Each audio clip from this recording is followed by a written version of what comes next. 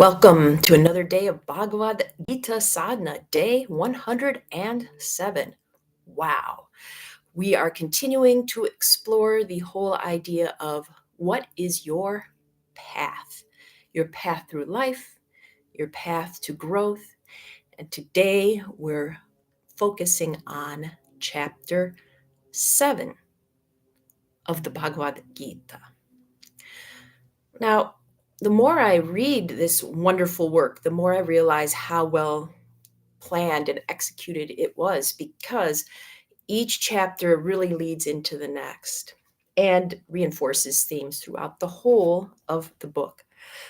Well, if you've been with us recently, we've talked about, for example, in chapter 5, this idea of renouncing action, which culminates in meditation. Chapter 6, where we really have to embrace thought in order to renounce it. We can't just sit down and go, I am meditating, I will not think, because that's suppression. We have to fully experience thought before we can both utilize it correctly, properly, and beneficially, and then let it go when it needs to be let go. Today we're starting with the verses of chapter 7, 1 and 2. If you have one of your books, your Song of the Soul books, and wish to chant along, that's always an option. As I set up this particular chapter, thank you for the licks. It's Oliver. This chapter is the yoga of Jnana and Vijnana, which means knowledge, and the prefix V can mean special knowledge. So the yoga of knowing and really knowing something. And in verse 1, Krishna starts off by telling Arjuna, under my complete protection, practicing yoga with your mind intent on me, O child, hear how to know me fully beyond doubt. I'm going to pause here. Sanskrit doesn't have capitals, but it's very easy to extrapolate that when Krishna is talking about me in this verse, he's not just talking about the little embodied self, he's talking about the soul, the true self, the self that permeates everything. So it's not just about knowing Krishna personally, although that could be one of the implications of the verse, but of knowing the true self, which is within Krishna and us all more fully. And how do we do that? He refers back to the chapter on meditation, where we've gotten a little friendlier with our mind and it does what we want it to more often. So put your mind on me, the true self, if you want to experience it. The Yoga Sutras basically say the same thing in the third part of the Yoga Sutras. It's if you want to know something fully, you have to put your full attention on it. You meditate upon it and then you know. But there's another way to gain this knowledge, and that starts in verse 2.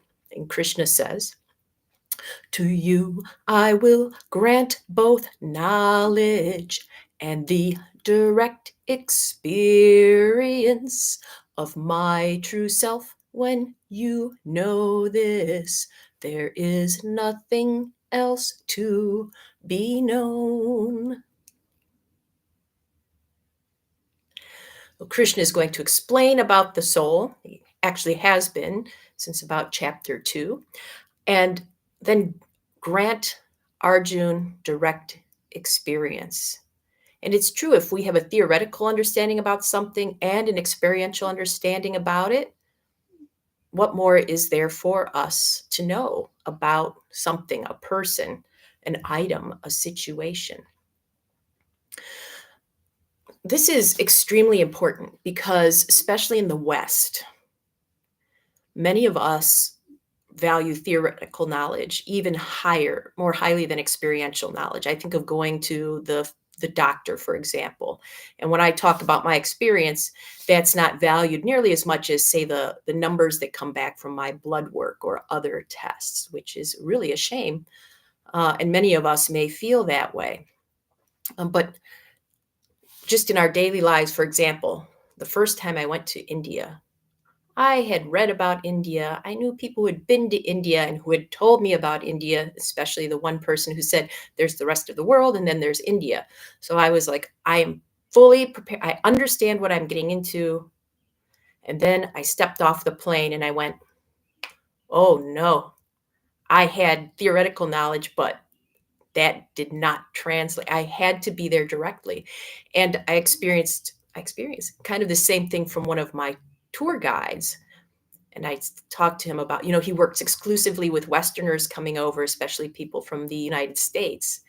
And I said, wow, this is really great that you help us to kind of immerse ourselves more comfortably. And he said, I've never been to the United States, but I've met so many people from there, I understand it fully. And I was thinking, based on my experience coming to India, maybe not. This is so key because many of us and many of the problems we experience in life is we think we understand something because we've read about it or heard about it or seen it on video or the internet. But until we experience it, we just don't know. So, to all of you who are open to experience, I'm dedicating this to you, especially those who experienced one of the earthquakes yesterday. I'm specifically talking in the United States about the one that was centered in the Northeast. However, I just looked this up, but I haven't experienced this, so it's all theoretical, that there are, 55 earthquakes per day around the world. So for any of you who have experienced an earthquake, and I mean experienced, we had one here in Cleveland a few years ago. I'd never experienced one. I went, holy cow, that's what it's like. Now I know, and I can't imagine being in a very strong one. Oh, to all of you with that experiential knowledge, I salute you, and please know you are in my thoughts, which I will now dedicate to this practice as we move into our experiential segment. We get to experience Oliver worried again. All right. We'll be doing our one-footed prayer. And I will do my best to remember to knock when we switch sides. Stay there, kitty.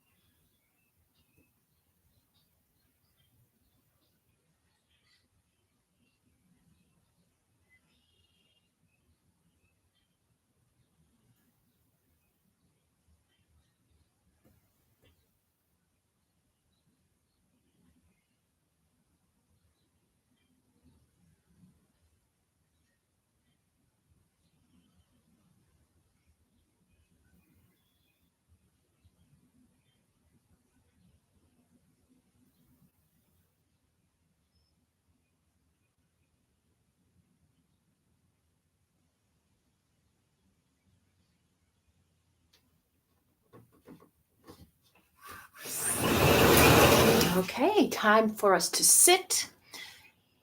And if you don't have a regular meditative practice you use, I invite you today to contemplate some topic or situation where you really need experiential knowledge, like you have a lot of theoretical knowledge, but where do you need to gain more experience in life? We'll check in 5. Oh, keep our eye on you, sir.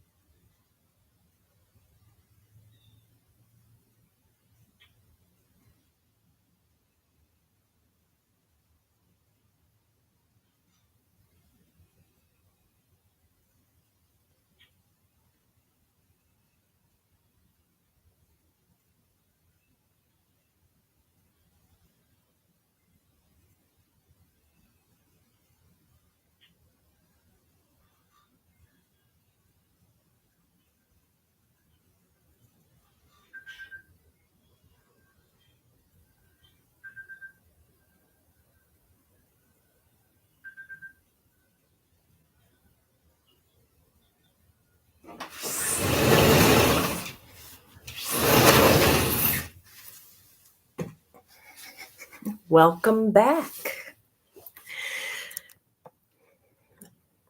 I would love to hear, I always love hearing from you, but I would love to hear what came to your mind that you needed to experience more in your life.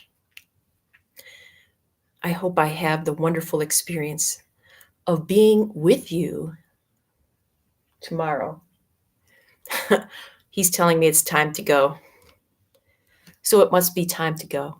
But until then,